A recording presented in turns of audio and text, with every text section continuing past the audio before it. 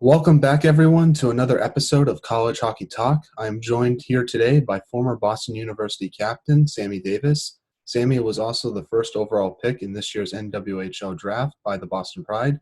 Welcome to the podcast, Sammy, and how's everything going? Great. Everything's been really great. I'm excited to be here and talk to you today. Well, thank you so much for coming on. I really appreciate it. Now, what have you been doing since graduating college, and how have you passed the time during this whole quarantine thing? Yeah, so I graduated in May 2020. I actually was a fifth year last year. So I got my bachelor's and master's degree at BU. And now I'm playing in the NWHL for the Boston Pride, and we're like a month out or so until the bubble. And yeah, now I'm in getting my doctorate degree at MGH, and I'm living in Boston. So I've been training and going to school still. So it's been busy. Quarantine's been busy, but I'm trying to stay safe and healthy and everything. So it's been great. That's good to hear, and congrats on graduating. That's a really cool accomplishment. I graduated high school last year, so we're same 2020 class, I guess. Yeah, I know. I guess so. Now, I want to start off talking about the beginning of your hockey career. You're from Pembroke, Massachusetts. How did you start playing hockey, and what made you fall in love with the sport? I started playing hockey when I was younger, like in um, like really young. Like I think I was like 3, 4, or 5 when I started skating. And I have a twin brother, and he played boys hockey growing up. So I started playing with him, and we played on boys teams, our town team growing up. And then as I got older, the boys were getting bigger, and it was just really they were just being kind of rough and um, it just was time for me to transition into girls hockey. And uh, I mean, now it's great. Girls get to play girls hockey from the start, and I think it's so great that they have that option. So I started playing with my brother, and then I got into club hockey and everything, and started playing for the Breakers, the Bay State Breakers. And I don't know, I just kind of fell in love with the game, and I've met some amazing friends and some friends that I grew up with that I'm still really close with. And I think it's just that atmosphere, that culture, and all the great relationships I've made throughout my time playing hockey.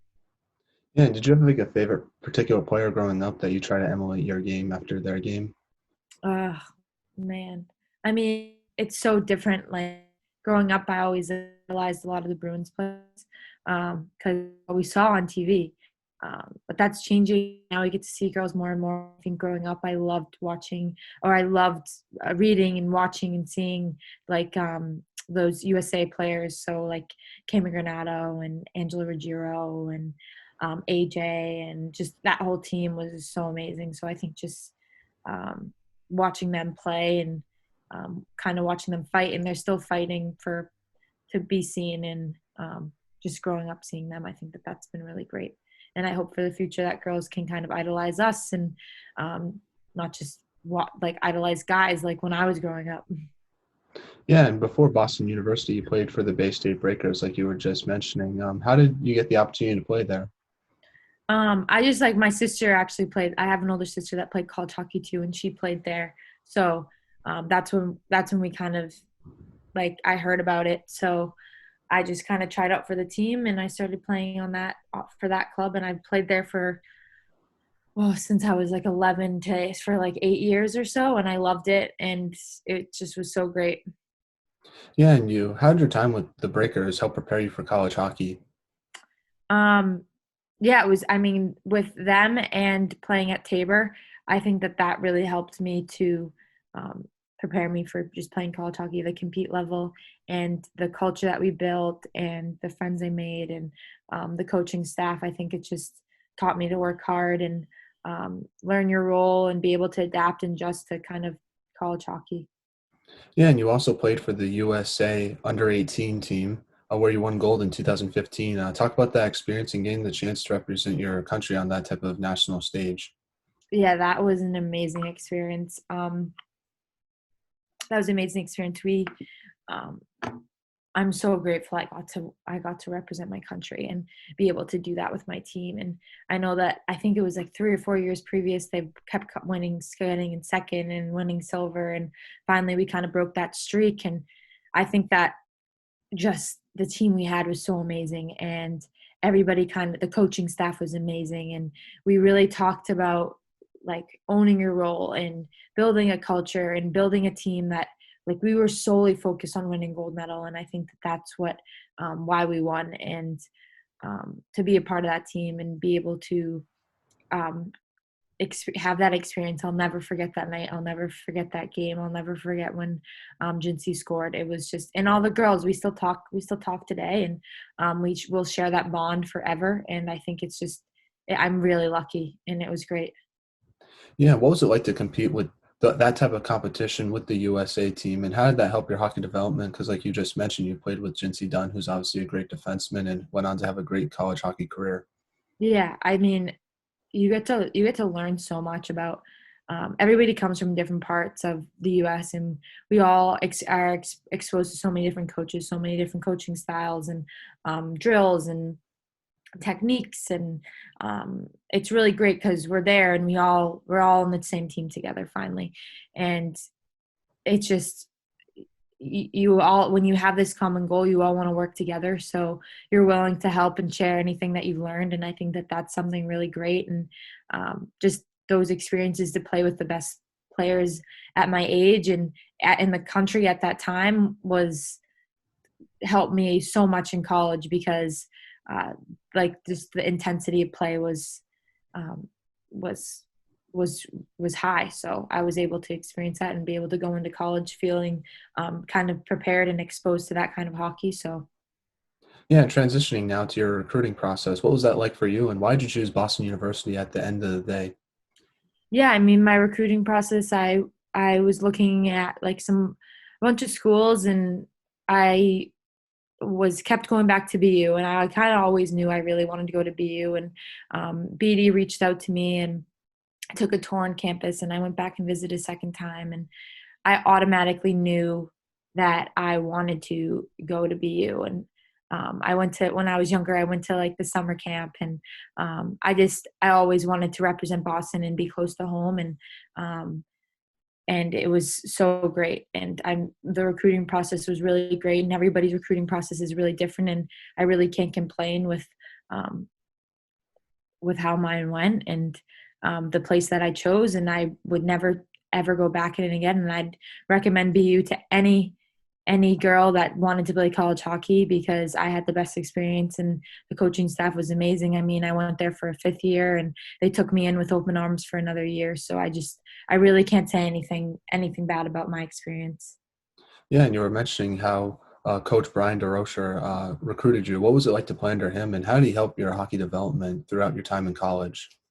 Yeah, B is amazing, and he's such a great guy, and he cares so much about you, not just on the ice, but also off the ice. And I think I also have to give it to my assistant coaches throughout the years. I mean, I had two assistant coaches, and now that one of them's coaching at Penn State and Holy Cross, and we got two new assistant coaches. And I mean, they all played such a vital role in my college hockey career, and they've all taught me so much. Um, and I just they just were really great. I mean, one of my assistant coaches I'm really close with, and I think the world of her, and I think that she helped me so much and mentored me, and it just everything. I think that I was nervous when our other two coaches came, but then when we got two new coaches, it was great, and the transition was great. And I think they made me become the best version of myself on and off the ice. Yeah, and what was the biggest adjustment you had to make to your game after your first few games as a freshman in college hockey? Was it the mental side, making quicker decisions with the puck, or was it more of the physicality, playing against players that were 4 years older than you were when you were a freshman at the time? I think it's more for me. I felt like I'd come in and I'd be in shape and everything. It's more of the mental and the quickness and that quick step and moving the puck faster and moving your feet faster and making quicker decisions. I think as your college goes on and as you get older and older, you realize like you have to make quicker decisions and have better decision making. So that's something that I'm still working on. And the transition is the same moving into professional hockey. I mean, the pace gets faster. So yeah. Now, in your freshman year, you beat Vermont in your first Hockey East playoff experience. Talk about what you remember from that series, and how did your first Hockey East playoff run help you for your next 4 years at BU? Man, that was so long ago. Um, Honestly, I can't even remember that game. I mean, it was so. I mean, we what obviously won the quarterfinals. We went to semifinals, um, and we. I remember we won in semifinals. We went to the finals and played BC, and we got our bums kicked. But um, yeah, I think it was a great experience to be a freshman and be able to win in the quarterfinals and move on. Uh, it's always great to kind of get that experience as a freshman, and it's really cool to be in playoff hockey regardless. So um, yeah, it was awesome. I mean, it was great. You get some home ice and everything, and it's just awesome. Yeah, I want to talk a little bit more about that game against Boston College. You lost in the hockey's final your freshman year. What do you remember from that game particularly, and how do you use that game to motivate yourself for your rest of your hockey career? I remember I like got a penalty like literally like I think it was like the first period and they ended up scoring and I blamed myself. And I still think about it and it's like 5 years out, which is so bad. I guess that's what I do. Um, but no, I tried not to dwell on that.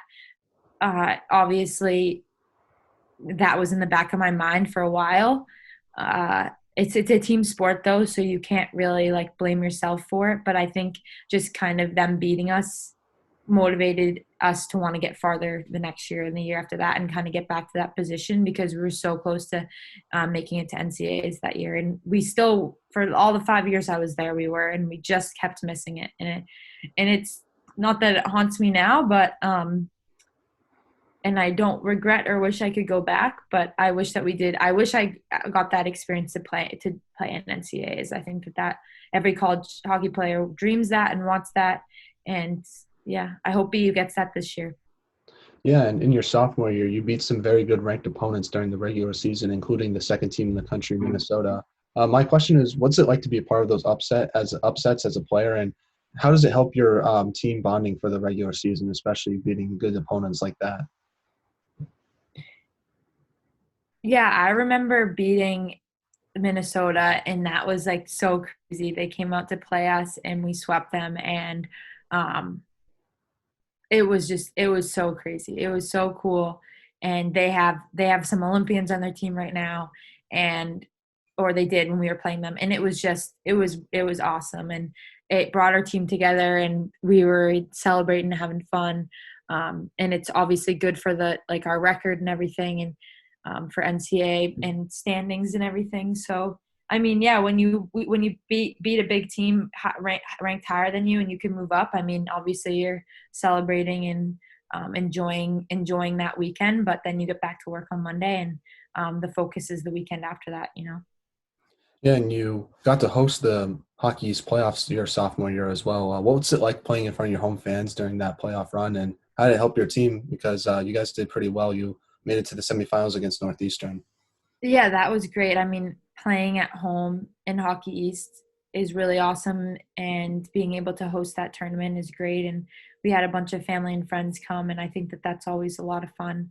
Being able to host and have more home games. You always want home games, home ice advantage, and Walter Brown's. We always say we love playing in Walter Brown. So yeah, it's just home ice advantage is always great. Yeah, what's it like to play at Walter Brown? I've never been there before. I've been to Aganis, but everyone says Walter Brown's like one of the best arenas in Hockey East. I've always wanted to go. What's it like to play at that arena as a player? Yeah, I mean, it's so great. The atmosphere is amazing, and we have a great band, and everybody always like makes fun of how loud our band is. And sometimes they're like, we love them though, and they make a bunch of noise, and we have some great fans. And Walter Brown has a lot of history, and it's just really nice to have our own rink and be able to call it home. So I love Walter Brown, and I wish I could be playing in it again this year. Yeah, definitely. Now you lost that semifinal game against Northeastern. What do you think went wrong during that game, and how did you like use it to help you for your upperclassmen years, and how did you use that game to help your leadership skills as well? Yeah, I mean, losing is always like tough in a big situation like that, and we had to win to advance. And I think that I guess with failure you learn, and with anything in life, and uh, I think we just took that and we learned a lot from it, and we were. And I guess I learned a lot from it and stuff. And Northeastern's a great team, and we continued to battle with them all my years in college hockey. So um, I guess just like the year before that, you just kind of learn from it and move on and figure out what you need to work on individually and as a team. Now, you missed your junior season due to injury. I was talking to one of your teammates over the summer, Alex Allen, and she said you went through so much just to get back on the ice. Talk about that injury and what adversity did you have to face getting back on the ice because I heard it was a lot, and all your teammates supported you so much throughout that process. Yeah, my teammates were really great. I mean, getting injured, so many like a lot of athletes have been injured, and I think everybody can say that it's a slow road back, and you can lose confidence in yourself, and you get some doubts, and you worry about what's going to be happening, and um, it's tough, but I think the hardest thing was not being around the team and the team kind of wondering so much about kind of what you were doing or where you were. And I think there's just like a lot of alone time and a lot of self motivation. And I mean, I think that that's helped me a lot this year in 2020 with all this craziness going on. You definitely have to stay motivated and be able to figure out how to get stuff done by yourself. So I think just a lot of alone time, knowing that there's light at the end of the tunnel, honestly. So, yeah. Yeah, and after going through that tough time, coming into your senior year, you were named captain of the team. What type of leadership were you hoping to bring to the team, especially with the C on your jersey, going through what you went through? And are you more of a vocal or lead by example type of leader? I feel like I'd say I'm a mix. I think what I was just trying to bring into that was a good culture and be able to have teammates kind of trust me and be able to talk to me and um, build this winning culture of supporting each other and during doing your job and your role and everything. So I think that that's kind of what I wanted to bring to the BU team. Yeah, and you won your first bean pot as you scored the game-winning goal. Talk about the emotions you felt when you won that trophy, and what does it mean to you, and what was that goal like?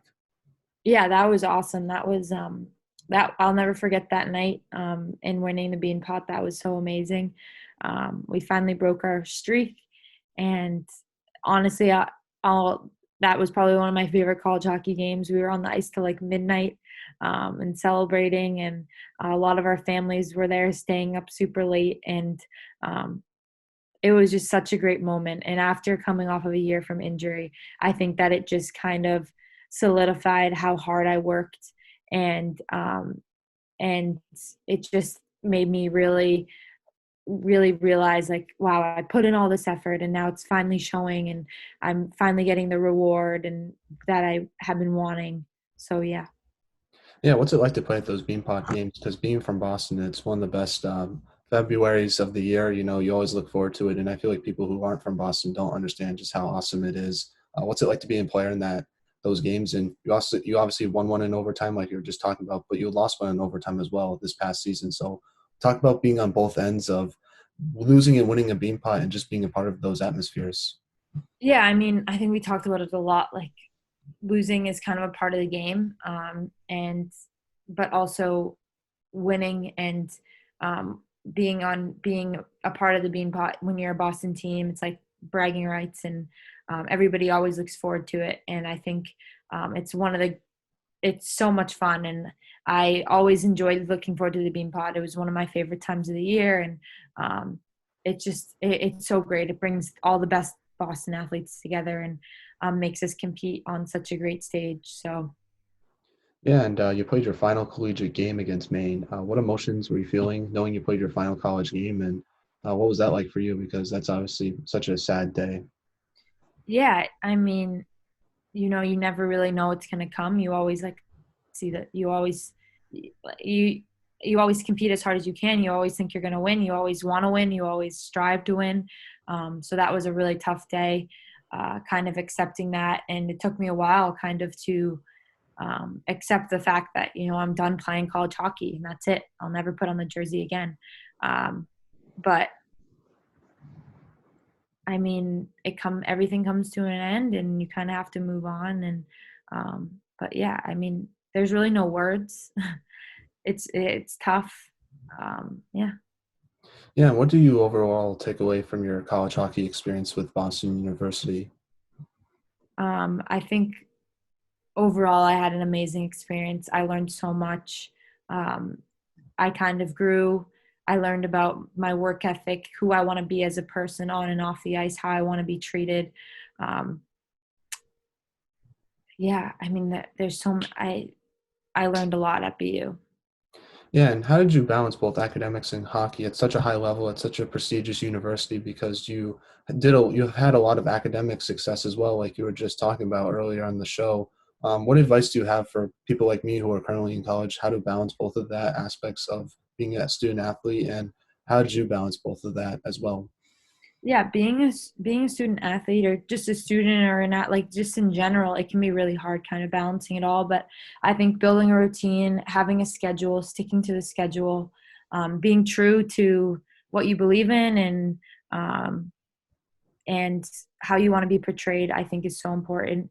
And I mean, I'm a planner and I have to plan everything, and um, I'm still learning, but learning how to say no to things and just taking care of yourself. And um, I think that that's so important, is like managing yourself and self-care. Uh, and like I said, I'm still learning, I'm still growing. I'm 23, and I've been through college, and it can be tough, but just you need to put yourself first. Yeah, and that's just great advice in general, just to learn to manage your time well, because even when hockey's over, you still have to go to work and, balance that part of your life as well. So I just think it's just good advice. And I think college teaches you that, not in a classroom setting, obviously, but just how you have to manage your time in life in general. Exactly. Now, I want to talk to you about some of your teammates you got to play with. One of them was Rebecca Leslie. She's probably one of the most underrated Boston University players, and she was one of my favorite players to watch on that team. What was it like to be her teammate, and just talk about the skills that she had on the ice? Yeah, she's an amazing athlete. She was also like one of my roommates and an amazing friend, and she competed every day, and she was definitely a playmaker and definitely a line mate I would want to have, because she'd make you look good, um, and she made it look easy doing it. Uh, and yeah, she was just an amazing player. She's still an amazing player. She's doing amazing things. Um, and she always competed, and I always loved playing against her because I know she'd always work hard and she'd always try and make the people around her better. You also got to play with Jessie Compher, who's obviously one of the top players on the team currently. What was it like to be her teammate, and just talk about what type of leader she is since she has the C now? Yeah, she is. It was great being line mates with her, and I would not be the player I am without her. And um, she helped me out so much, and she set me up so many times, and it was great. It was great to be your line mate, and I miss playing with her. And she, like I said, just like Becca, she makes the people around you compete and work hard and want to be better. So I think that's great to have that on your team. Yeah, and what's your thoughts on the Boston University team now? They're obviously ranked top 10 in the country this year heading in, and they're currently 1-2 this year. What's your thoughts on the team now, and are you watching them, or what's your just thoughts on the team as it is now, and what do you expect the program to go from after 4 or 5 years from now? Yeah, I mean, I think they're from 4 or 5 years, they're just going to get better and better. I mean, there's so many amazing players coming up in the program, and I've been watching, and I mean, it's only been 3 games, and they just started, and they have a long ways to go. And I think um, the new year is going to be great, and they have some really great players. So I'm excited to see what they do the second half of the year. And it's just, I mean, it's a weird year for college hockey, and I think you have to give a lot of people benefit of the doubt and kind of just be grateful that they're getting to play. And I think that we're all just trying to adjust to the new norm. So they're doing great, and they're figuring it out, and the coaching staff are doing what they can, and the girls are doing what they can to stay safe and healthy, and just kind of figure it all out.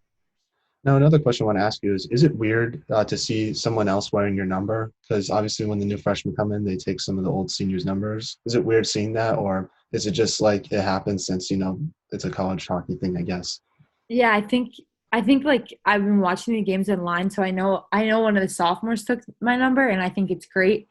Um, but I think it'd be more weird if I was like able to watch him in person and I'd see it. But I guess it's just the name of the game, and you just have to, you know, it's how it works.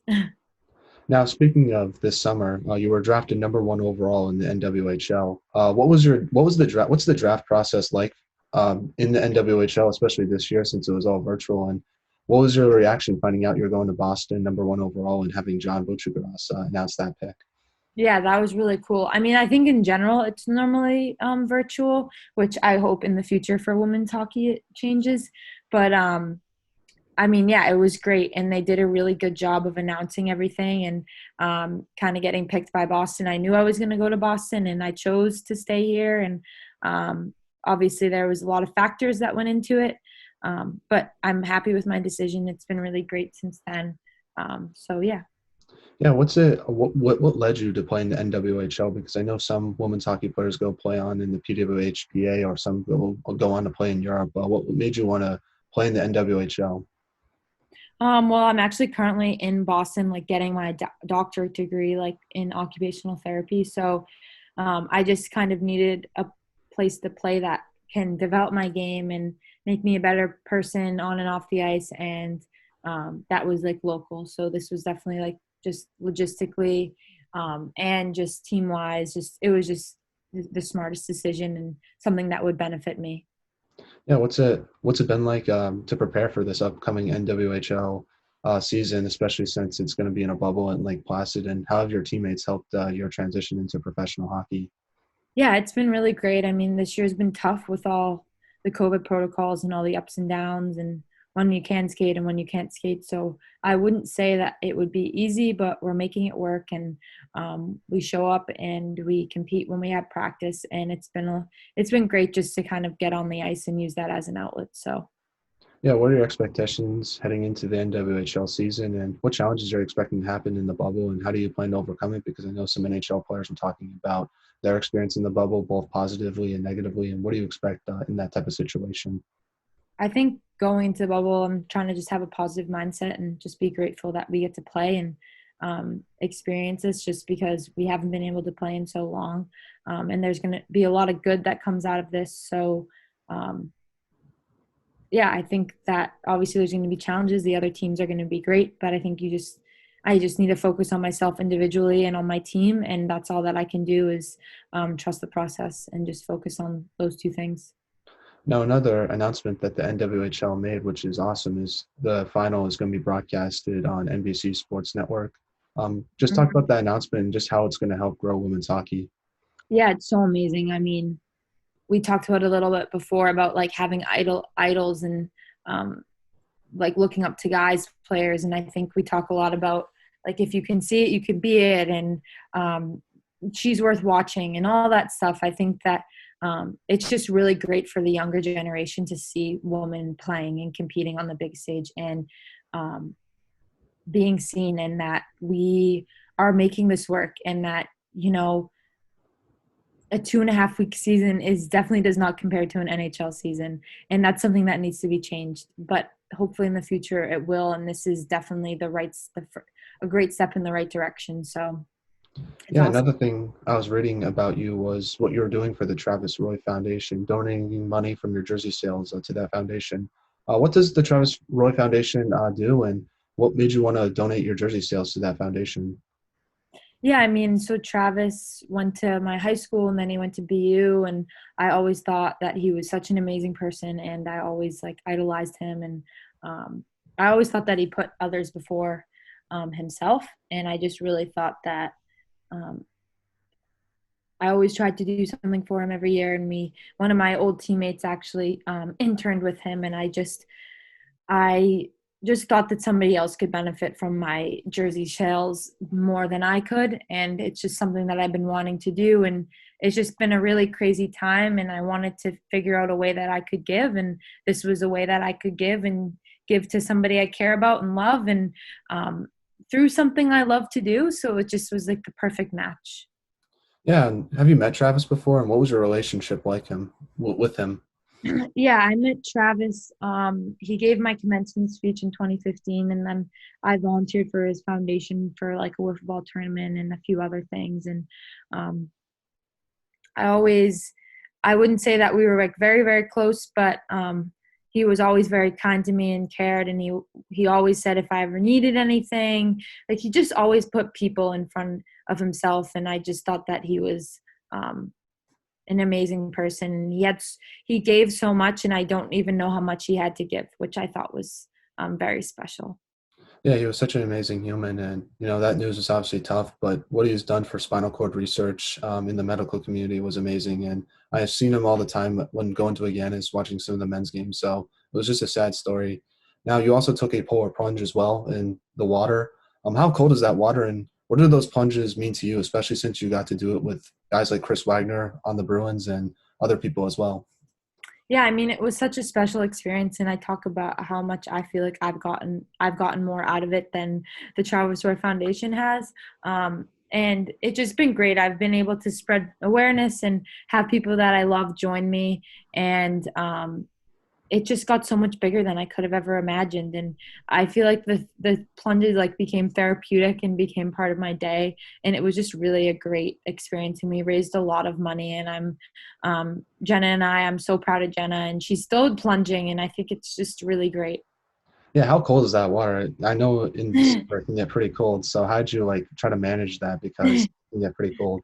Yeah, it got pretty cold, but I don't know, you just go in and you just have the right mindset. You're like, all right, I'm going to go and go out. I'm doing this for a great cause. I'm doing this for Travis. And it's really not that cold. It's 10 seconds, and you've definitely been through worse. Yeah. And did it mean a lot to you seeing the other people that joined you for those 24 days? Yeah, I think on the last day, I really realized how like amazing this has been, and like how many lives like we've touched. And I think, and how many people noticed what we were doing. And I think that that's when on the last day, I kind of was like overcome with so many emotions. I'm like, oh my gosh, this has been such an amazing experience, and um, I had such a blast doing it. So it's a win-win. Now we're now in the non-hockey segment of the podcast where I ask you some non-hockey questions. My first one is, what's your favorite part about Boston that has nothing to do with BU or hockey? Probably the food. Oh, definitely. Do you like going up to the North End, or is it somewhere else in like Copley Square or whatever? I do like the North End. There's a place in the South End that I really like. They also have a location in the North End, but the Giacomo's in the South End is a lot better. Oh, definitely. I gotta try it. I've only tried some of the stuff in the North End. I haven't really been to the South End that much recently, but I guess I have to go sometime. Hmm. Now, speaking of food, what meal could you have for the rest of your life? Oh man, that's hard. Anything with pesto in it. My teammates will make fun of me, but it's the truth. Now, speaking of your teammates, who was the funniest teammate you've ever had at BU? Probably Natasha Tarnowski or Maddie Elia. Now, who had the best style at BU besides yourself? Oh, who had good style? I'd say like Rebecca Leslie had good style. Now, what music do you like to listen to on a general basis, and which arena had the best warm-up mix that you remember? I would say everybody always said how much we had a good warm up mix, but Holy Cross also had a good one the past few years. And then what was the other question about? Just what music do you like to listen to in general? Oh, like in general, like on a day to day, I like to listen to country. Who's your go-to artist? Is it like Thomas Rhett or Luke Combs? I know a lot of people like those guys. Yeah, I do like Luke Combs, Morgan Wallen's. Like I'm waiting for him to release the rest of his album. But yeah, I've been listening to him. I feel like everybody will say that and they'll be like, that's so basic. But yeah. No, I love that new song you released. It's called "Somebody's Problem." I think it's part of the new album, and Yeah. it's part of my playlist. So hopefully that new album drops soon because I think more songs will be like that. Yeah, yeah. He's great. Now, what was the hardest class you've ever taken at BU? Oh, my fifth year I took this like assessments class that was hard, but I also took like a human phys class that was really hard. Oh wow! Now, Mhm. last non-hockey question is: if you could have lunch with anyone in the world, who would it be and why? Oh my gosh. I don't even know. Anybody in the whole world? Maybe like I don't know. There's so many people that I guess I would want to have lunch with. Um, I don't know. I don't know the answer. I guess for me, it would probably be like Tom Brady, just because of all the adversity he went through, just to be Yeah. a quarterback with the Patriots and the success he's had. And I also want to learn more about his business side of being an athlete. So that's probably who I would say. Maybe like Billie Jean King or um like Serena or I don't know, one of those awesome like see it's like so hard. Like I get to like I've met a lot of amazing women's hockey players and I played against them. So I would of course want to sit down and have lunch with them. But I guess maybe some of the generations before me, I would love to sit down with that their team. So I don't know. Yeah, I'd love to have lunch with some of the women's hockey players, especially Sarah Nurse, just because what she does off the ice to promote women's hockey and just how good of a player she is on the ice. I'd love to have her on the podcast one day. She's probably one of my favorite women's hockey players. Yeah, she's awesome. Now, back to some hockey questions. Now, you were talking about earlier how we should grow women's hockey and how important it is. What should be done to grow women's hockey? Because I know some of the junior tournaments were canceled. I saw a post, something like how the people did a lot just to make the World Juniors happen for the men, but it was just canceled for the women, and how that should be changed. And what do you think should be done to help grow women's hockey, and how should it be promoted on TV and media and all that type of stuff? Um, yeah, I mean, I think that in the future we're going to be um, like women's hockey is going to grow and we're going to be hopefully promoted better, and we're getting on NBC and stuff. So I really hope that the younger generation is, I mean, we're working really hard to so the younger generation can have a better future, and I'm hoping that my kids can do what I'm doing right now and full time instead of working and going to school and playing hockey. It can be a lot sometimes, but I hope in the future that it's a full-time job for them. Yeah, and I hope something like this podcast will help promote it as well. I know it's a smaller platform, but it's been great to have players on like yourself to help promote the game and talk about your experiences. And I hope other younger people get to hear it and get Yeah. inspired by those experiences that you've had. Definitely. I mean, it's been great. I love joining these podcasts, and um, like you said, it's great for younger kids to hear. Now, speaking of the podcast, what should I do better as an interviewer to make this podcast better? No, you're doing great. It's a great podcast. You asked some great questions, so it's been good. Well, I appreciate that. Now, do you have any shout outs you'd like to give to any of your teammates, friends, or family members?